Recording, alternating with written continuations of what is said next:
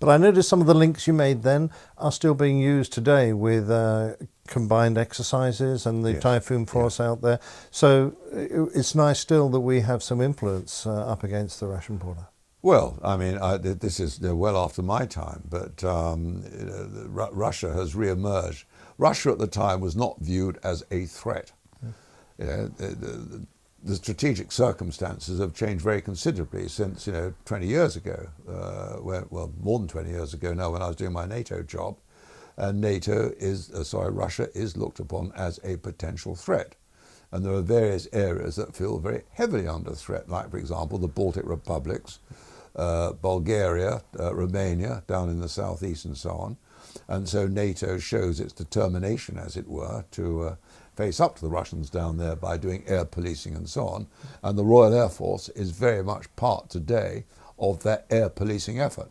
So they don't just do it for the United Kingdom and the Falkland Islands, but they do it on a rotational aspect, as I understand it, in those areas. Yeah. That was going to be one of my questions that I'd written here, that with the Russian incursions, just like we used to have of their military aircraft into our airspace here, indicates to me that we might be considering the Cold War over, but are we sure they have accepted the fact that it's over? Well, I think they had no option but to accept the Cold War was over. Back in 1989, when the Berlin Wall came down and the Warsaw Pact disintegrated. I mean, it's very, very different circumstances today. Global circumstances, let alone the relationships between the Russian Federation and NATO, or indeed, dare I say, the European Union. It's just very, very different. You're quite right. I mean, when I was Sasso, I do remember one incident very clearly, when we might have shot an aeroplane down. I was a duty air defense commander. This was a rotational type thing in the headquarters. And it would have been about, let me think, it would have been about 88, 89. Yeah, it's before the Gulf War, when a Soviet aeroplane came across from the east. The guy had jumped out, and it came coming across the east, and there we were. It was being plotted across. And I was phoned up and said, this aeroplane is heading our way. And I thought, wow, we're going to shoot the bloody thing down over the North Sea, and so on. And we were getting all taught, the QRA had been alerted, to go if it came out. But if I recall, because sometime, I think it crashed in Belgium because it ran out of fuel. But no, sorry, but you remember yourself from those days that QRA was often scrambled in the Cold War as the Russians probed. And one of the things I was having to do as Sasso, when Paddy Hine was my commander-in-chief again, and I worked for Paddy over many, many years, was to devise what they used to do, as you recall, was they would come around the Kola Peninsula, they'd be picked up by Norwegian radars who would tell us and so on. And then all of a sudden they would go down to low level, and we would lose them when they were at low level. And then we never knew where they were going to pop up again. And then they'll pop up again on the edge of the UK ADR, sometimes in it, and so on. And this really miffed Paddy. And one of the jobs that I had to do was the staff had to do, which I had to submit to him, was an op plan that we'll show them, and we'll get them when they're down low level. And this, of course, was when we got our new AWACS airplanes. The dear old shacks had gone. Yes. And we were going to put up, as soon as we got the tell-off from the Norwegians, that they'd taken off from the Kola Peninsula and they were coming around, get a package airborne that would have Phantoms, AWACS and tankers all together. And the AWACS would pick them up, and then we'd start intercepting them at low level, which would give them something to think about. But then, of course, the Berlin Wall came down. We were a bit late. Looking back from your seat as a retired officer, how did you feel about the premature closing down of the Harrier force? Oh boy. I mean, I can rant on about that for a long time. But as I understand it, in this dreadful 2010, what do they call it? Strategic and Security Defense Review or something like that. The Air Force was told to get rid of a fighter-type jet. And the choice was pretty narrow. Certainly we weren't going to get rid of Typhoon, and so it boiled down to Tornado or Harrier. And the Harrier went. Why? Well, first of all, there were 6 squadrons of Tornadoes versus 3 squadrons of Harriers in Joint Force Harrier at that time. And the one thing the Harrier couldn't do was carry Storm Shadow, and it couldn't carry, I think I'm correct in saying, Brimstone at that time, both of which the Tornado could carry. And so in terms of decision making, if you had to lose one, despite what people said at the time from the other services, that it was it wasn't. It was a straightforward counting exercise and capability exercise. The Tornado could carry weapons that the Harrier couldn't.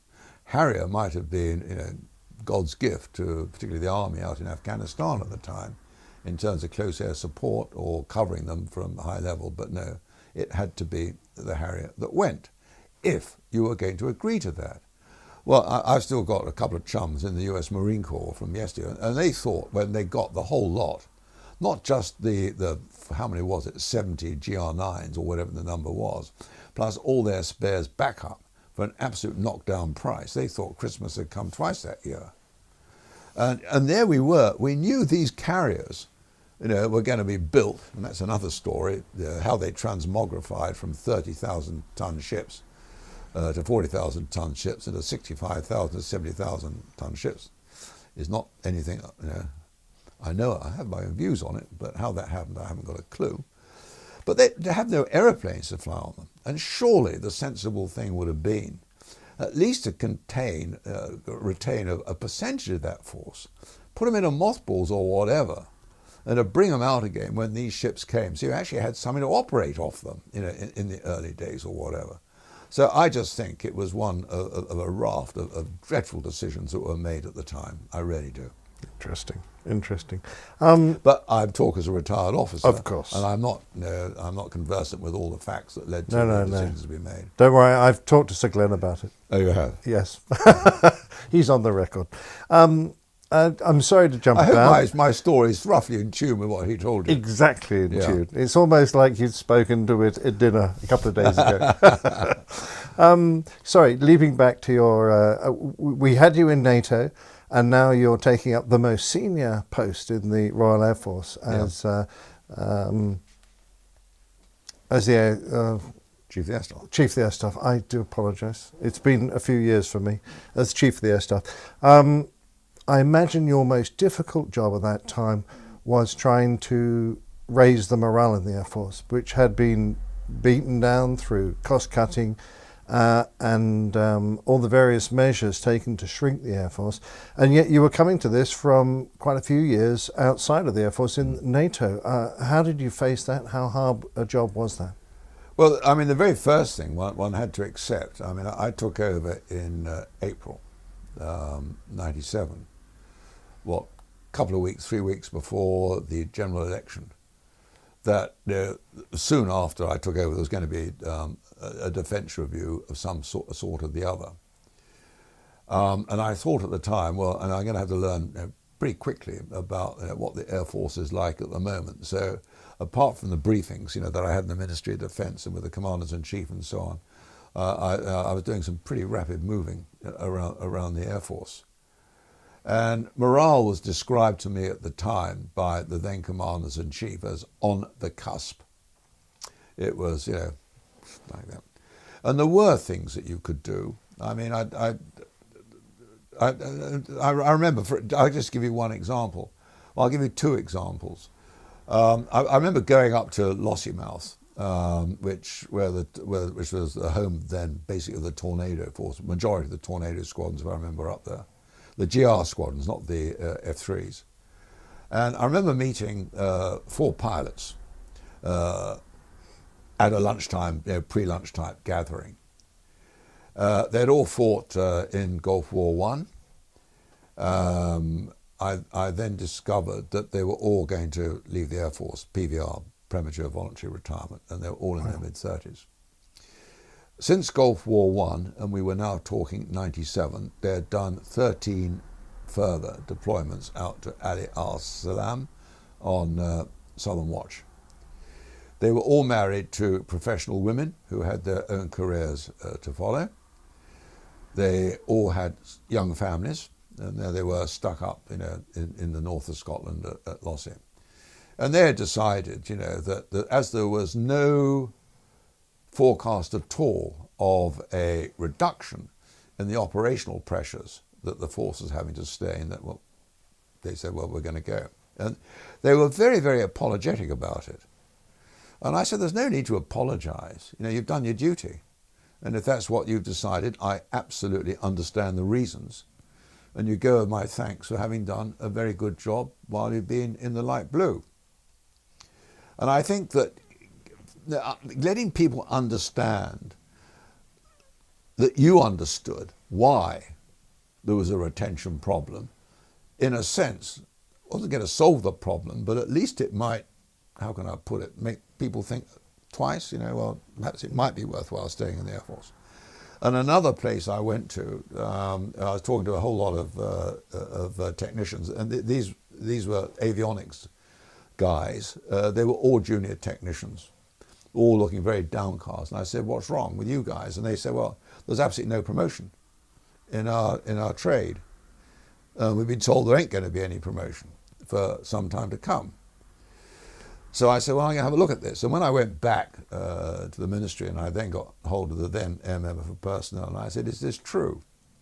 And he said, yes, it is. And it's not just the avionics trades group, it applies to a number of other trades groups, because in this very rapid reduction in the Air Force's manpower, to retain the structure within the trade group, we've had to put a halt on promotions. And you can understand the mathematics of this and so on. And I said, well, excuse me. I said, no, forget that. We're going to forget all about it. And I want, at least a dozen of JTs in the avionics trades group promoted in no time flat. And we're going to go on looking at this. And I said, you can tell the trade group managers that I entirely understand the problem that they've got in retaining the shape of the trade groups. But on the other hand, we're going to have a damn sight bigger problem if we don't have anyone in the trade groups, because they've all gone. And so we've got to reintroduce promotion, and we've got to manage it as best we can. And I told ministers, by now the Labour government had come in, I told them precisely what I was doing. And so this is the way I think we're going to have to run it. We'll stay within our budget, and we'll manage it the best we can. So by doing little things like that, you can start, the real object of the exercise was to start giving people confidence in the longer term future of their careers in the Royal Air Force, and that was all about. And of course, morale is an absolute constituent part of that confidence. So in this way, and talking to people, and sort of going around and listening to people. Some of it was very funny. I had one or two great times, particularly with my former Harrier friends, but that's another story.